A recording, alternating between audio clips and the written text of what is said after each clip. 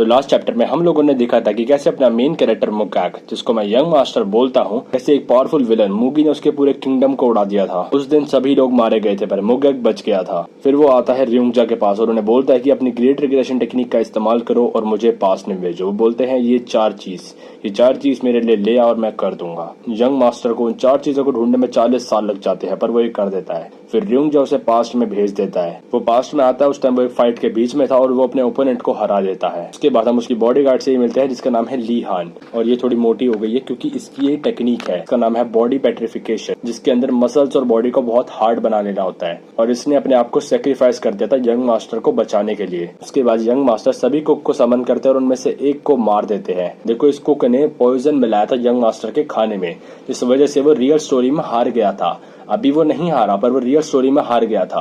Young master का जो opponent था पियोंगो, उसने इस कुक को पैसे दिए थे, और जो भी उस फाइट को जीतता वो हेवनली डीमन से, हेवनली डीमन मतलब वहाँ के किंग जो यंग मास्टर के फादर हैं, उनसे कोई भी एक विश मांग सकता है और वो पूरी करी जाएगी। और मुगैक बोलता है कि मैं अपने फादर के साथ एक हंट पर जाना चाहता हूँ एक दिन के लिए। फिर वो लोग हंट पे जाते भी है और उनकी कुछ बातें भी होती है, और उसी के साथ वीडियो खत्म हो गई थी। अब आगे चैप्टर के स्टार्ट में हम लोग देखते हैं यंग मास्टर और उसके फादर पहाड़ चढ़ रहे होते हैं, पर यंग मास्टर मन में बोलता है मेरी पिछली लाइफ में मेरी शादी तो नहीं हुई थी, तो मुझे नहीं पता कि एक बच्चे के होना कैसा फील करता है। सो आई एम क्यूरियस कि मेरे पापा मेरे लिए क्या सोचते हैं। फिर वो ऊपर चढ़ के रुक जाते हैं। यंग मास्टर बोलते हैं कि क्या हम पहुंच गए? वो बोलता है हाँ, यहाँ है हमारा डिनर। यंग मास्टर बोलता है तो हमें उसे मारना होगा। उसके फादर बोलते हैं तो उस चीज को कैसे मारने वाला है जिसे तू देख भी नहीं पा रहा, क्योंकि अभी ये लोग जंगल के सामने खड़े हैं। उसके फादर ने दूर से ही सेंस कर लिया है कि सामने कोई जानवर है जिसका शिकार करने वाले हैं। फिर वो उसे बोलते हैं कि चल अपनी आंखें बंद कर और अपनी सराउंडिंग्स को फील कर। वो बोलता है ओके। फिर यंग मास्टर मन में बोलता है कि जब मार्शल मास्टर्स अपने ओपोनेंट को फिगर आउट करते हैं तभी वो अपने आसपास की एयर की वाइब्रेशंस को सेंस करते हैं। कुछ लोग इसे एनर्जी फ्लो भी बोलते हैं, मतलब वो फोकस करके अपने आसपास की एनर्जी को फील करते हैं, और उससे आसपास बस अपने फादर की एनर्जी फील हो रही है जो बहुत ही ज्यादा है, क्योंकि इस टाइम उसके फादर उससे बहुत ज्यादा पावरफुल है। उसके फादर बोलते हैं कि अपनी एनर्जी को एक सिंगल लाइन में उस तक भेज, अपनी बॉडी को एक यान बॉल की तरह समझ, आराम से अपनी एनर्जी को उसके पास तक भेज। मुगैक यहाँ पे कर ही रहा होता है पर उसके फादर बोलते हैं कि क्या तूने कर दिया? वो बोलता है हाँ मैं कर रहा हूँ। शायद वो एक ट्री है, वो एक ट्री को तो सेंस कर लेता है, पर फिर वो एनर्जी को आसपास और भेजता है और वो उसे सेंस कर लेता है। वो बोलता है ये तो एक वाइल्ड बोर है। उसके डैड बोलते हैं बहुत अच्छे, पहली बार में तो इतने डिस्टेंस पे ये मैं भी नहीं कर पाया था। फिर मुगैक भी ये देख के चढ़ जाता है, भाई अपनी तारीफें करने लगता है। बोलता है अरे मैं गॉड गिफ्टेड हूँ ना, ये मेरे लिए करना कोई बड़ी बात नहीं है, आप आगे बताओ क्या करना है। और ये बात सुन के इसके डैड का रिएक्शन तुम देख सकते हो। फिर रात का सीन दिखाया जाता है जहाँ पे वो लोग इसका शिकार कर चुके हैं और अब उसे पका के खा रहे हैं। उसके फादर उससे बोलते हैं कि तूने शिकार करना है और खाना बनाना कैसे सीखा? वो बोलता है मैंने एक बुक से सीखा था। उसके फादर बोलते हैं कि अब तू पहले से ज्यादा स्किल्ड हो गया है, पहले तो तू ऐसा नहीं था। यंग मास्टर बोलता है अच्छा ऐसा है? फिर वो मन में बोलता है इसलिए क्योंकि मैं काउंटलेस टाइम वाइल्ड बोर का शिकार कर चुका हूँ अपनी पास्ट लाइफ में। फिर वो बोलता है ये सब कुछ आपके लिए ही तो है और मैं आपसे एक फेवर चाहता हूँ। उसके फादर बोलते हैं तू मेरे साथ इसलिए आया था ताकि तू मुझे इम्प्रेस कर कर मेरा सक्सेसर बन सके। वो बोलता है नहीं मुझे पता है ये सब चीजें आपके ऊपर काम नहीं करने वाली, मैं बिना आपकी मदद के आपका सक्सेसर बनना चाहता हूँ। उसके डैड बोलते हैं कि तुझे खुद पर काफी भरोसा है, पर तुझे मेरे साथ हंट पर क्यों आना था? अब यंग मास्टर बताता है कि इसके दो रीजंस है कि मैं आपसे सब कुछ सीखना चाहता हूँ जो भी आपको आता है। हो सकता है आप मेरे को गलत समझने लगो तो मैं आपको अच्छे से एक्सप्लेन करता हूँ। मैं इसीलिए स्ट्रॉन्गर नहीं बनना चाहता कि मुझे हेवनली डीमन बनना है। आप अभी हेल्दी और स्ट्रॉन्ग हो तो मुझे इतना करने की जरूरत नहीं है। मैं खुश हूँ अगर मैं हेवनली डीमंस मार्शल आर्ट सीख लूँ और आपका सक्सेसर बन जाऊँ। फिर वो मन में बोलता है कि मुझे 9 कैलेमिटीज डिमोनिक आर्ट को जल्दी से जल्दी सीखना है और उसे मास्टर भी करना है, तभी मैं उस लेवल पर पहुँच पाऊंगा। इवन तो मेरे फादर ने उस चीज को ऑलरेडी मास्टर कर लिया है, वो तब भी मूगी को नहीं हरा पाए थे। उसके फादर बोलते हैं अच्छा तो दूसरा रीजन ये है। फिर वो बोलता है हाँ और मुझे आपके साथ थोड़ा अकेले टाइम स्पेंड करना था। ऐसा कुछ हम पहली बार कर रहे हैं। उसके फादर स्माइल करते हैं और बोलते हैं ये सब यूजलेस इमोशन है।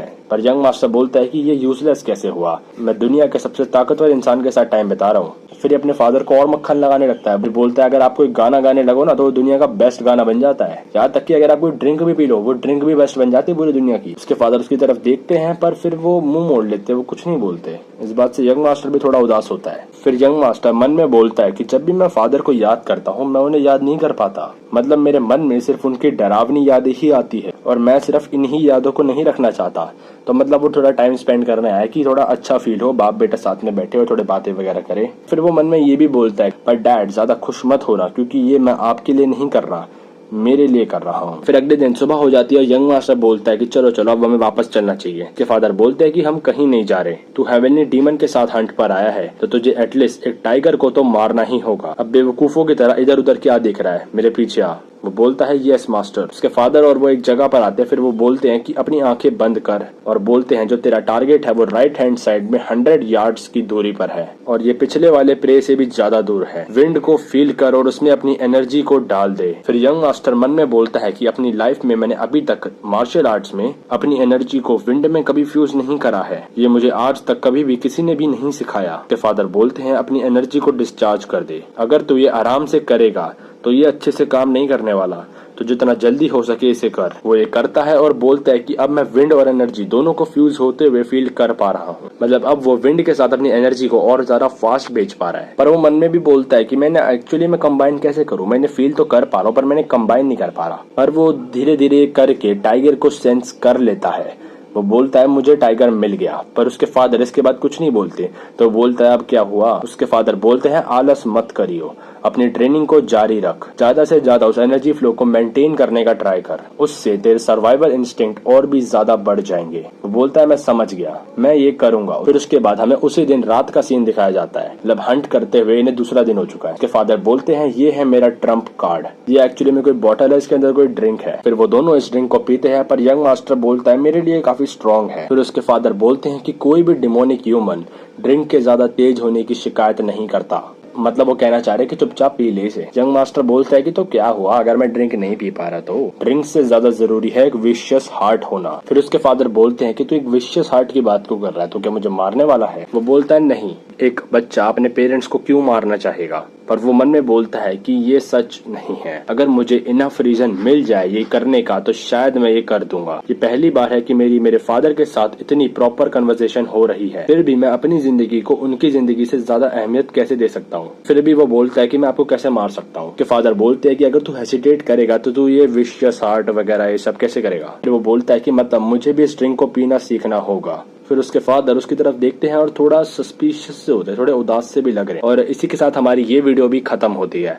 अब से मैं ट्राई कर रहा हूँ हर हफ्ते एक चैप्टर कवर करने का इस मानवा का, और भाई मैं गारंटेड हूँ तुम्हें ये मानवा पसंद आएगी आगे चल के। अभी इसकी स्टोरी थोड़ी कंफ्यूजिंग सी है, एक्चुअली में इसकी 9.7 की रेटिंग है। 9.7 भाई किसी नॉर्मल मानवा को नहीं मिलती इतनी तगड़ी रेटिंग। अगर तुम लोग यहाँ तक आ चुके हो वीडियो देखते हुए तो थैंक यू भाई, थैंक यू। तो चलो कभी मैं चलता हूँ, अब मिलता हूँ तुम लोगों से नेक्स्ट संडे।